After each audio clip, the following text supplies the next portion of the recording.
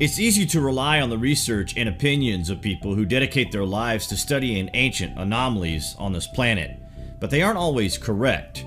Their research and findings are based upon study and teachings from people who are not 100% correct, so a fresh set of eyes is always going to see the things they may be blind to. We indeed have been blind to some kind of cover-up, which may not have been put in place by humans. It's absolutely astonishing to think that for thousands of years we have literally misinterpreted history, but we have. And even in modern times, we separate ourselves from certain classes in society, which include faith and education. It was not so long ago that an educated person would consider themselves too intelligent to believe any sort of God, and the religiously faithful in turn would suggest they felt sorry for their soul. But why can't both be right? Where's the bit in the middle? It is easy to say religion is a hoax and that technology is advanced today compared to ancient times, but why don't we consider religion to be accurate accounts of history?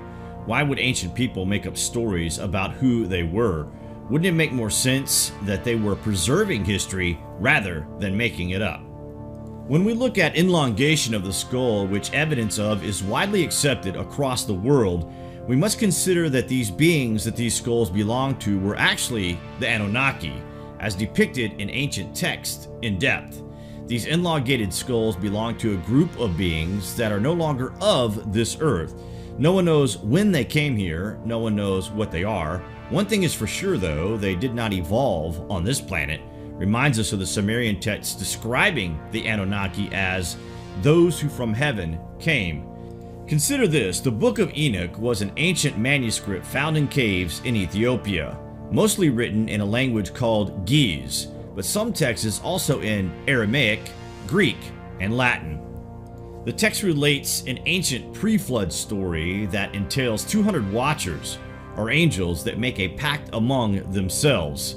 This pact involves taking for themselves the most desirable women of the earth and mating with them. It also involves using the secrets of heaven and teaching mankind these secrets that were never to be known to man. These watchers had leaders of 10, and council leaders. The most important of the watchers had names that were recorded by Enoch. Simjaza was their leader, and he gathered the watchers together on Mount Hermon, an ancient place of gathering, where they formulated their plan and swore to it. The 200 watchers descended upon mankind and cohabitated with the women of the earth, whom bore them giants, Nephilim in the Bible, giants of tremendous size. These giants ate all the produce of man, then turned on mankind itself and devoured man and animals alike. The watchers not only bred with the women of mankind, but also bred with animals. They produced what Enoch calls monsters. The greatest of these monsters was named Leviathan. Mankind and animals alike are not able to interbreed between species because our DNA is so dissimilar. But apparently the Watcher's DNA was able to breed with numerous species, some completely different genetically. In Sumerian art, there's often depictions of a half-man monsters, and also the famous Minotaur of Greece is similar in content. Could these be the results of monsters named in the Book of Enoch? The names of the leaders of the 200 Watchers, notice the similarity to the 300 Anunnaki in the Sumerian text that came down to earth to administer the fate of man, are listed in the Book of Enoch. Denel, Terrell, Ramel are a few, and most of their names end in El, which means God. El was the ancient god of the land of Canaan. The most famous of a council to the 200 was Azazel.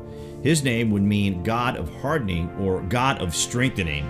Azazel brought to earth the secret art of strengthening or the hardening of metal to make implements of war. This allowed mankind to make war on each other and bring destruction upon the earth.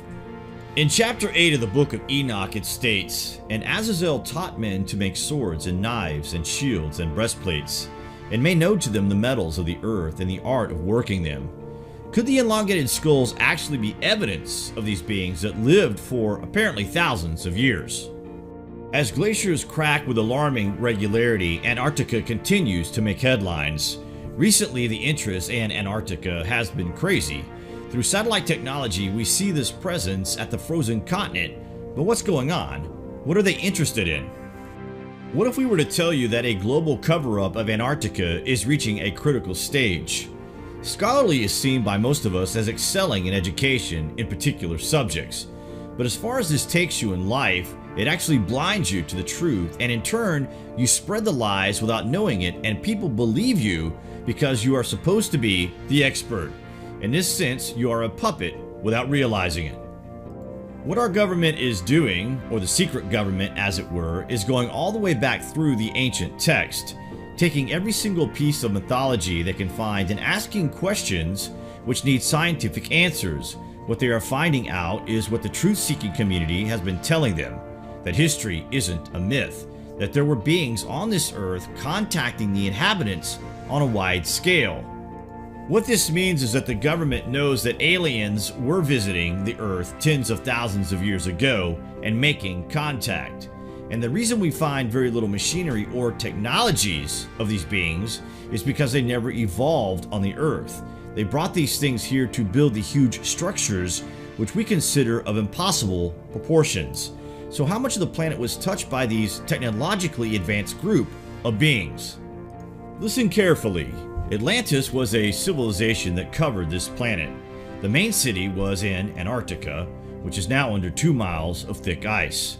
Structures all around the world, like the pyramids in Egypt and the underwater structures at Cuba and Japan, to name a few, were built by these beings as outpost or embassy type places. It's important to note that recent samples of rock tested from Michigan were 100% identical to similar rock found in Antarctica, suggesting that North America and Antarctica were once connected before a continental drift took place. This would suggest a hypothesis that a similar species of the elongation of the skull would have been present in both continents.